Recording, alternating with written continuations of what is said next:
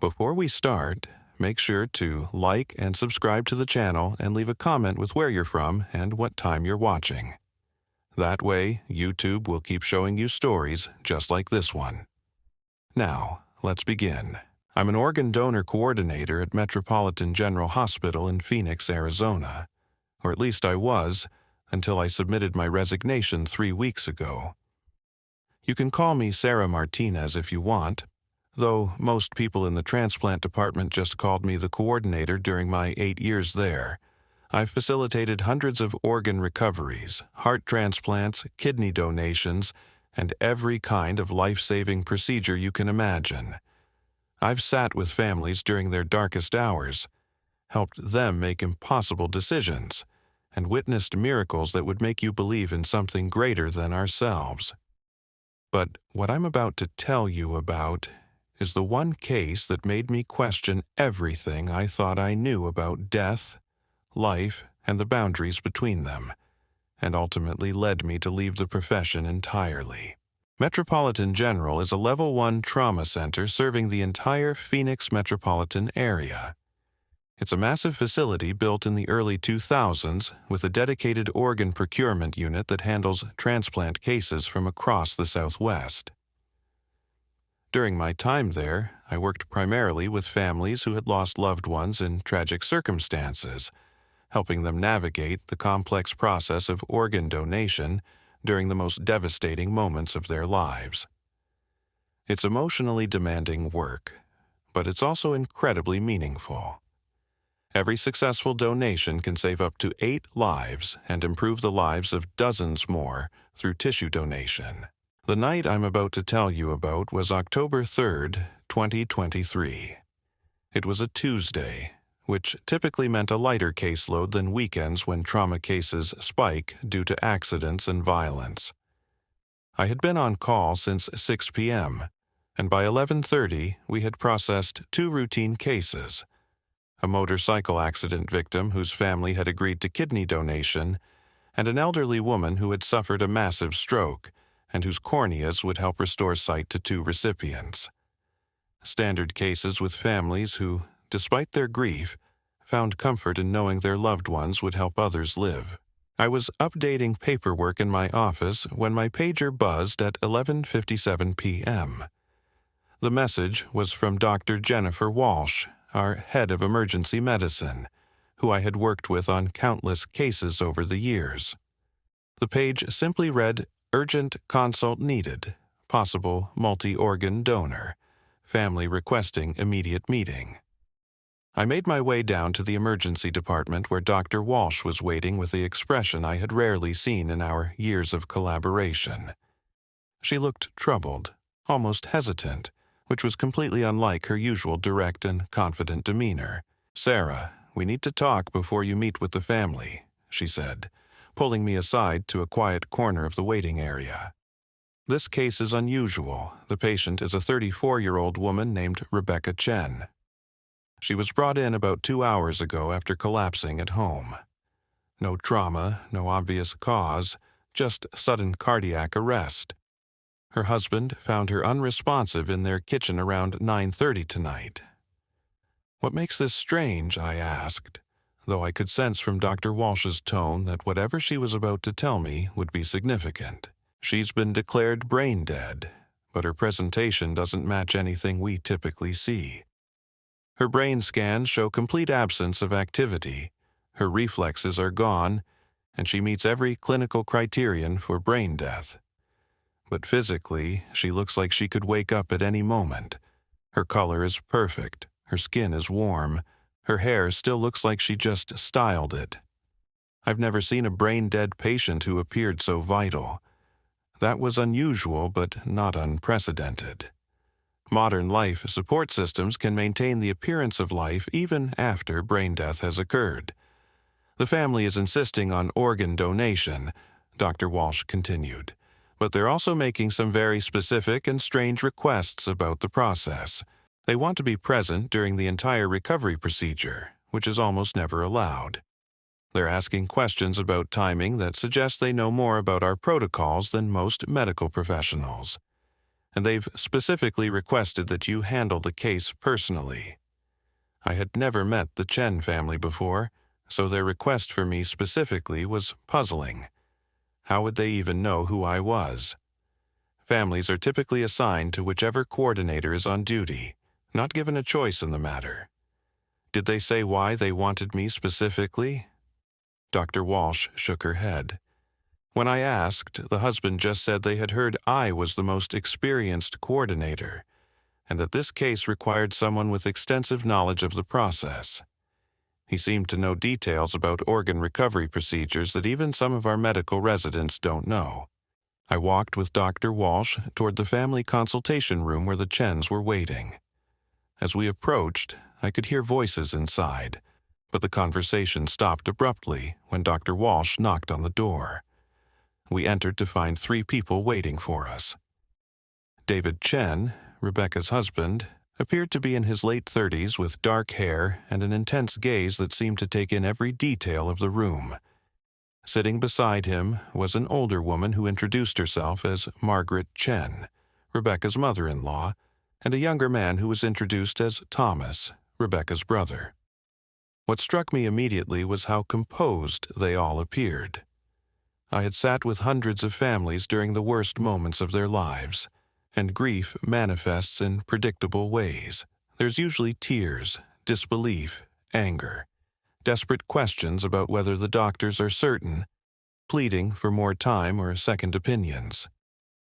But the Chen family sat calmly, almost expectantly, as if they were waiting for a business meeting rather than discussing the death of their loved one. Mr. Chen, Mrs. Chen, Thomas, I'm Sarah Martinez, the organ donation coordinator, I began, taking a seat across from them. I'm so sorry for your loss. I understand you're interested in proceeding with organ donation, and I want to walk you through the process and answer any questions you might have. David Chen looked directly at me with an intensity that was immediately unsettling. Ms. Martinez, we appreciate you taking our case personally. We understand that Rebecca can help multiple people through organ donation, and that's exactly what she would have wanted. We'd like to proceed as quickly as possible. His response was unusually clinical and informed. Most families need extensive explanation about brain death, the donation process, and time to process their decision. The Chen family seemed to already understand everything, and were ready to move forward without the typical emotional processing period. Can you tell me about Rebecca's medical history? Any previous surgeries, medications, or health conditions I should be aware of? Rebecca was in perfect health, Margaret Chen replied. No surgeries, no medications, no medical issues of any kind. She was very careful about taking care of herself. She exercised regularly, ate well, never smoked or drank excessively. Her collapse was completely unexpected. That's helpful information, I said, making notes in Rebecca's file. The medical team will need to run comprehensive tests to evaluate which organs are viable for donation. This process typically takes 12 to 18 hours, and during that time, Rebecca will remain on life support while we coordinate with recipient hospitals across the region. We understand the timeline. Thomas spoke for the first time since I had entered the room. We've researched the process extensively, and we know what to expect. We just have one specific request about the procedure itself.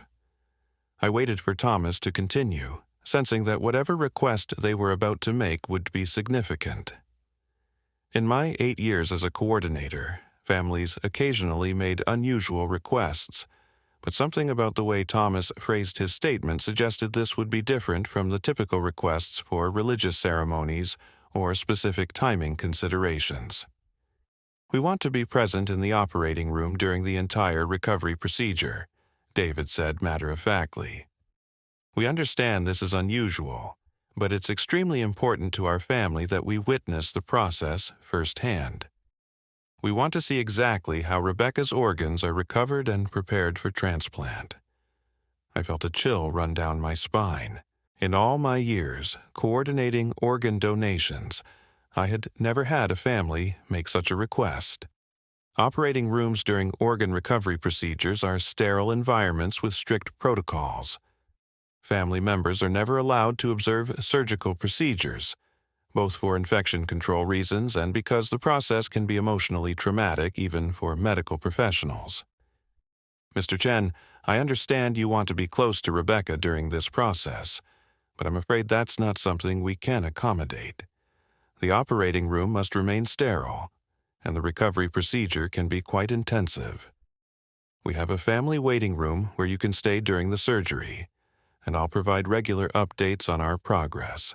Margaret Chen leaned forward in her chair, her eyes fixed on mine with an intensity that made me uncomfortable. Miss Martinez, you don't understand. This isn't a typical request. We have specific religious and cultural obligations that require us to witness the entire process. Without our presence, the donation cannot proceed according to our beliefs. I had worked with families from many different religious and cultural backgrounds, but I had never encountered any tradition that required family presence during surgical procedures. Could you tell me more about these specific obligations? I asked. Perhaps we can find an alternative way to honor your beliefs while maintaining the medical protocols we need to follow. David exchanged glances with Margaret and Thomas before responding. Our family follows certain ancient practices that most people wouldn't understand. Rebecca was very specific about her wishes regarding organ donation. She wanted to ensure that her transition from life to death was witnessed by family members who could perform the necessary rituals to ensure her spirit's peaceful passage. The way David described these practices sounded rehearsed, as if he had prepared this explanation in advance. I had encountered families with various spiritual beliefs about organ donation, but something about this felt different. The clinical knowledge they demonstrated earlier, combined with these unusual religious claims, created a combination that didn't quite make sense. I appreciate your religious concerns, and I want to respect your family's beliefs, I said carefully. However, I need to consult with our medical team and the hospital administration about any exceptions to our standard protocols. Patient safety and sterile procedures are our primary concerns, but we also want to honor your wishes as much as possible. How long will that consultation take? Thomas asked. Time is a factor here. The longer we wait, the less viable Rebecca's organs become for transplantation. We understand the medical urgency as well as our spiritual obligations. Again, I was struck by their medical knowledge. Most families don't understand the time-sensitive nature of organ viability, or use terminology like transplantation, rather than the more common donation. Their combination of emotional composure, medical sophistication, and unusual requests was unlike anything I had encountered in my career. I'll speak with Dr. Walsh and our administrator immediately, I assured them. In the meantime, would you like to spend some time with Rebecca? We can arrange for you to sit with her while she's on life support, which many families find comforting during this difficult time. We've already spent time with her, Margaret replied quickly. We're ready to proceed with the donation process. We just need confirmation that our presence will be accommodated during the recovery. I left the consultation room feeling more unsettled than I had ever felt after meeting with a donor family. Their behavior, requests, and knowledge level all seemed inconsistent with a typical grieving family. I found Dr. Walsh in her office reviewing Rebecca's medical charts, and I immediately shared the family's unusual request. They want to observe the entire surgical procedure? Dr. Walsh looked up from the charts with obvious surprise. Sarah, in 15 years of emergency medicine, I've never had a family make that request. It's medically impossible and ethically problematic. What did you tell them? I explained that I needed to consult with the medical team and administration. But there's something else, Jennifer. Their behavior is unlike any donor family I've worked with. They're too composed, too knowledgeable about our procedures, and their religious explanation doesn't align with any cultural practices I'm familiar with. Dr. Walsh set down Rebecca's chart and looked at me seriously. I've been having my own concerns about this case. Rebecca's presentation is medically puzzling. Her brain death occurred rapidly with no clear cause, but her physical condition is remarkably preserved. Usually, when we see sudden cardiac arrest in young, healthy individuals, there are underlying factors we can identify.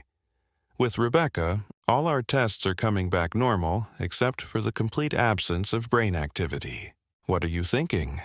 I asked, though I sensed Dr. Walsh was leading towards something significant.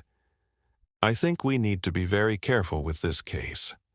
I've ordered additional testing and consulted with our neurology department for a second opinion on the brain death determination. Something about this entire situation doesn't feel right, and when my medical instincts are telling me to be cautious, I listen to them. I agreed to wait for the additional test results before proceeding with the donation process, though I knew this delay would not be well received by the Chen family. As I walked back toward the consultation room to update them on our timeline, I noticed something that made me pause. Through the small window in the door, I could see the 3 family members sitting in exactly the same positions as when I had left them 20 minutes earlier. They weren't crying, comforting each other, making phone calls to notify other family members, or engaging in any of the typical behaviors I observed in grieving families.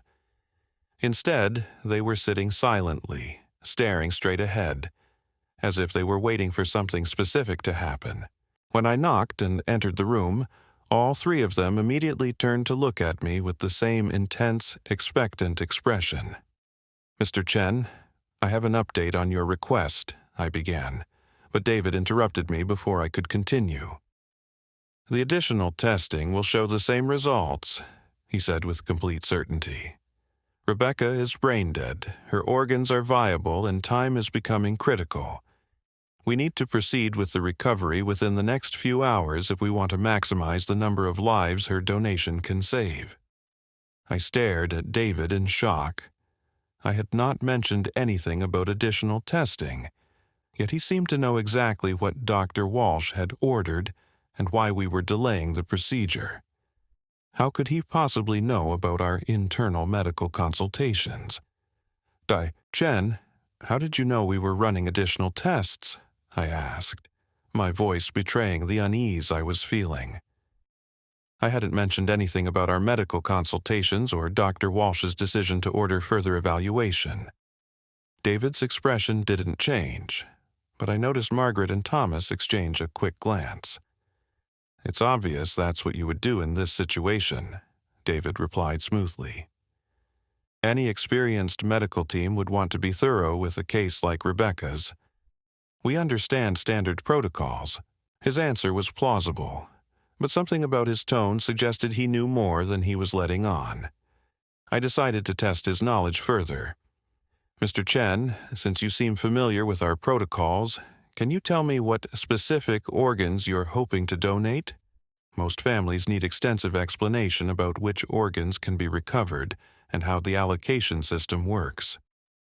"Rebecca's heart, liver, kidneys, lungs, pancreas, and corneas," Thomas answered immediately without consulting with the other family members. "We understand the heart and liver need to be transplanted within 4 to 6 hours of recovery. Kidneys can be preserved for up to 24 hours, and corneas can be stored for several days.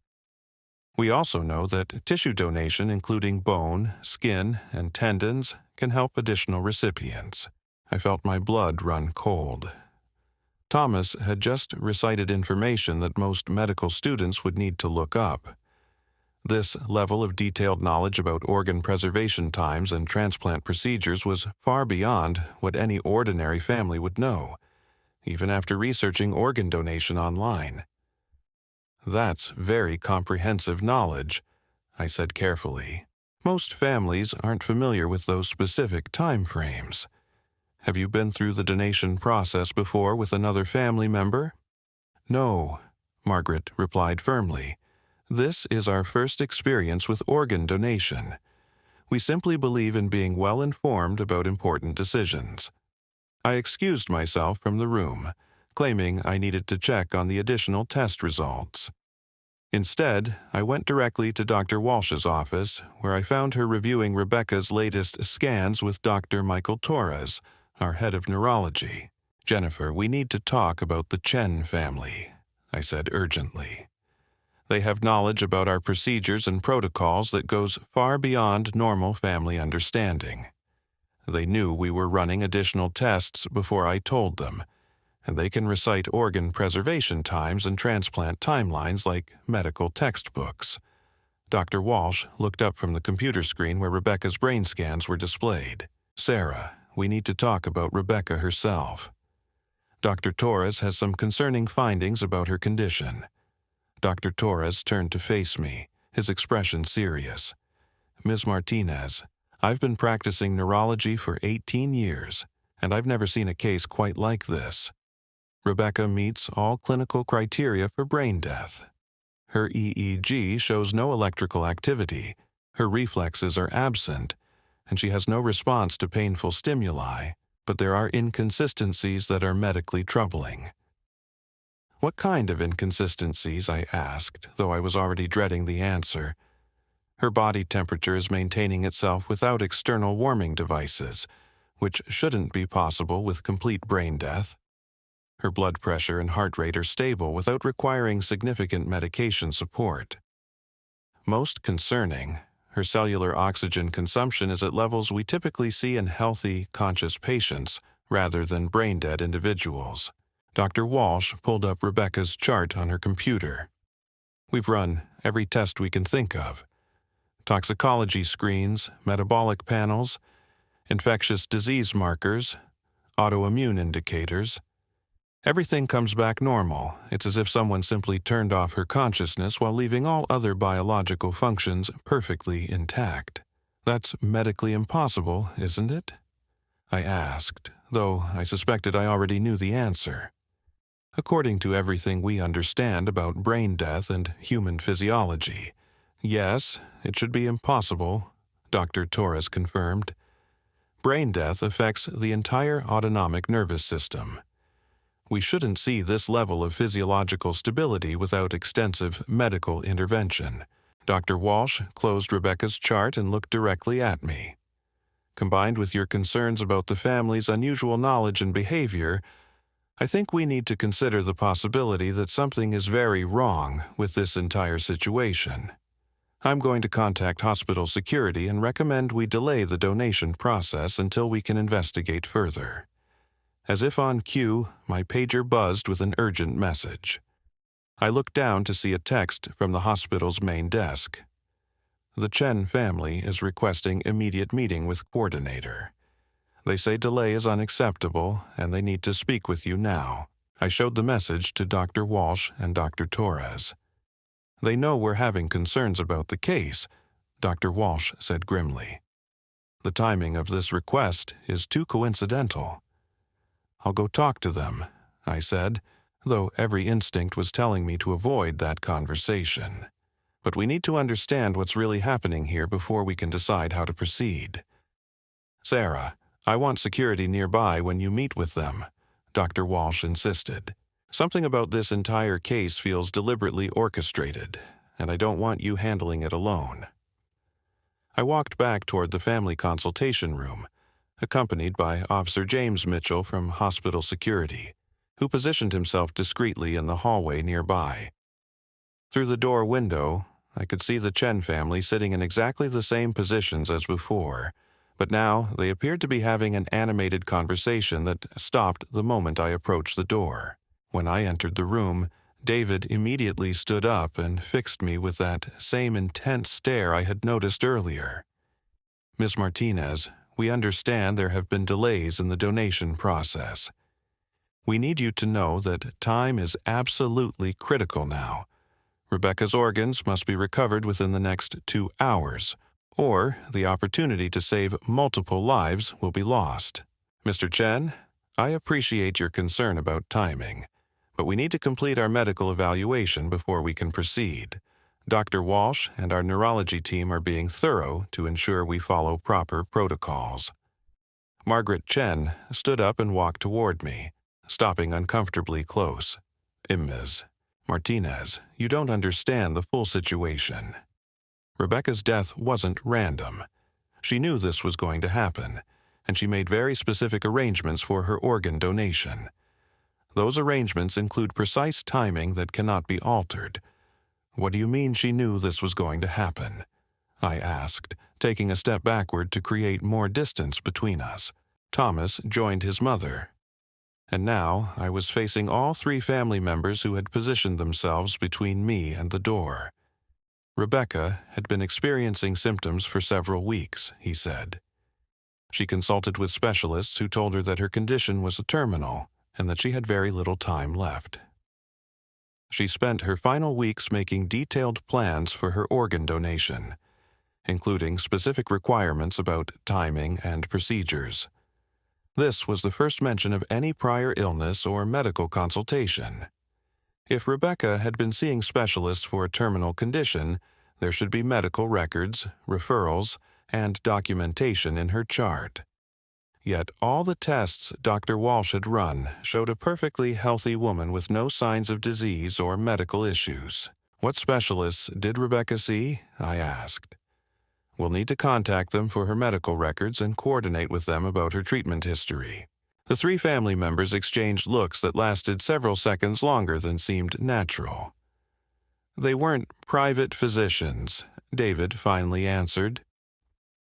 Rebecca sought alternative medical consultations for her condition. The treatments she received aren't part of conventional medical records. I felt a chill of realization. Alternative treatments, precise timing requirements, detailed knowledge of medical procedures, and a patient whose brain death presentation didn't match standard clinical patterns.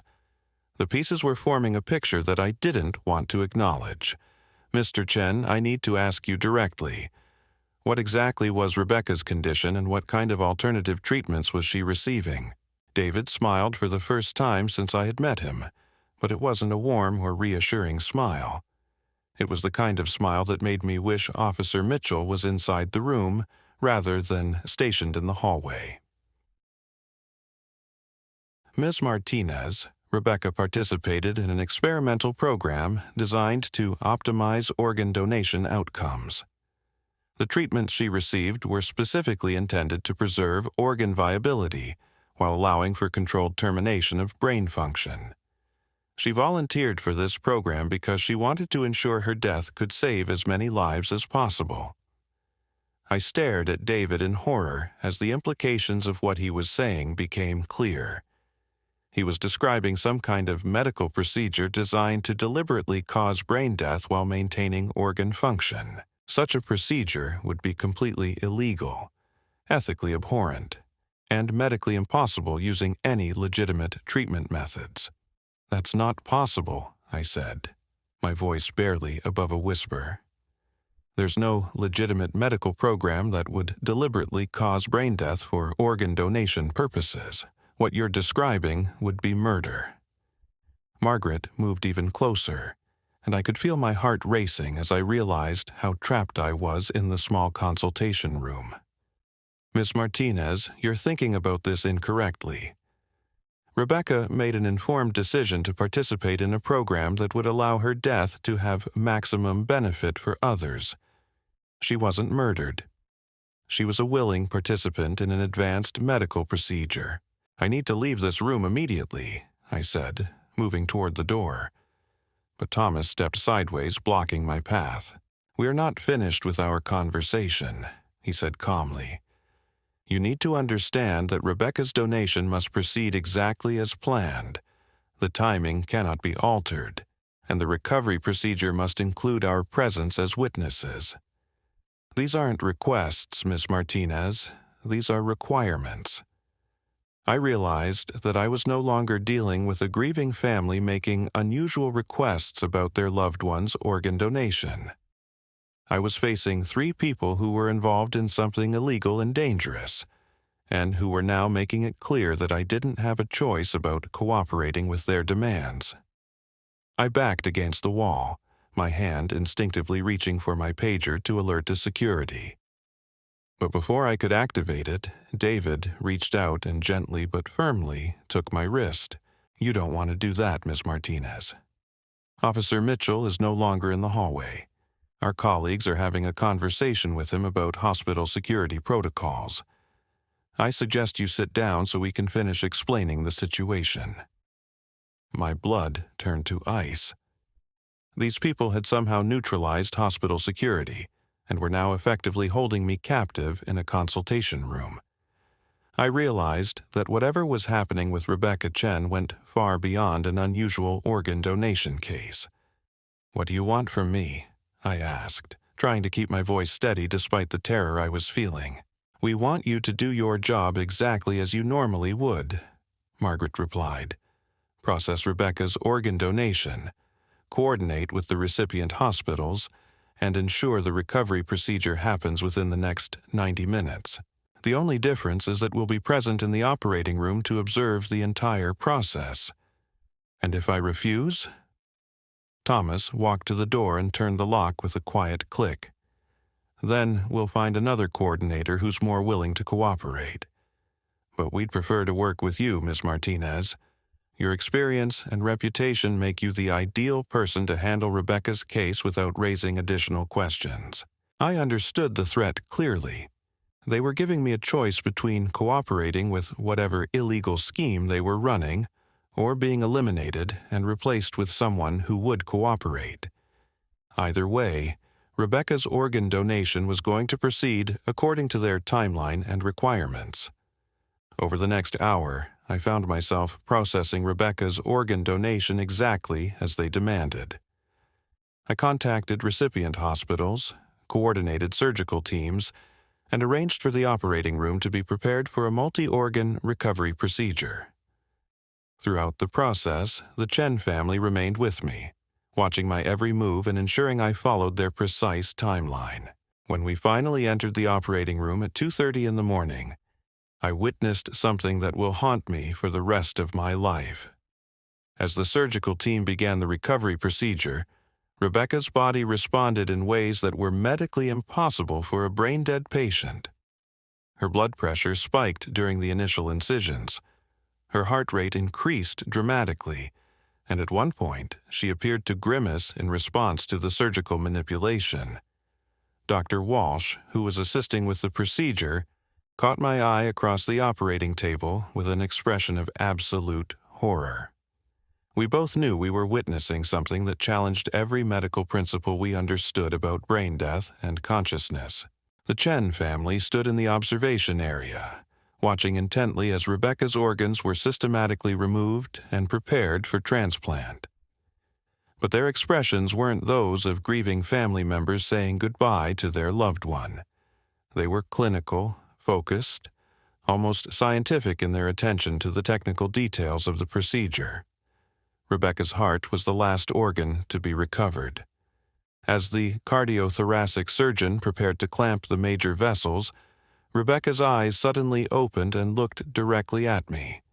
For just a moment I saw consciousness, awareness, and what looked like a desperate plea for help before her heart stopped beating and her eyes closed forever. I submitted my resignation the following morning and left Phoenix within a week. I've never spoken about that night to anyone, partly because I know no one would believe me, and partly because I'm terrified of what might happen if I attract attention from whoever was behind Rebecca's case. I still wake up in cold sweats thinking about her eyes in that operating room. Sometimes I wonder if she was conscious throughout the entire ordeal, trapped in a body that appeared brain-dead but was somehow still aware of everything happening to her. I've tried to research what kind of medical procedure could create the condition Rebecca presented, but I found nothing in legitimate medical literature. Whatever was done to her exists outside the boundaries of conventional medicine and medical ethics. I now work as a school nurse in a small town in Montana, treating scraped knees and administering medications to children with asthma. I sleep better knowing I'll never again encounter cases that challenge my understanding of life, death, and what it truly means to be conscious. But I still check my locks twice before bed, because somewhere out there, people are conducting medical experiments that blur the lines between life and death, and they know that I witnessed something I was never supposed to see.